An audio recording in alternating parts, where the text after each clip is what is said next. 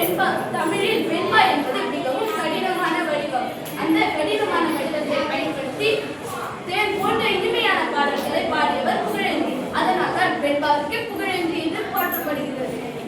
இவர் எழுதிய நூல்களில் மிகவும் புகழ்பெற்றது நலவெண்பா. நல மற்றும் தமிழிந்தியத்தின் கதையை இது அழகாக எடுத்துரைக்கிறது. இதன் சிறப்பு என்னவென்றால், பெரிய பண்டிதர்கள் முதல் பாமர மக்கள் வரை அனைவரும் புரிந்து கொள்ளும் வகையில் மிகவும் எளிமையான சொற்களை பயன்படுத்தி இந்த பாடல்களை அவர் எழுதியுள்ளார். படிக்க படிக்க படிக்க படிக்க இனிமை தரும் என்பதற்கு நலவெண்பாவே சிறந்த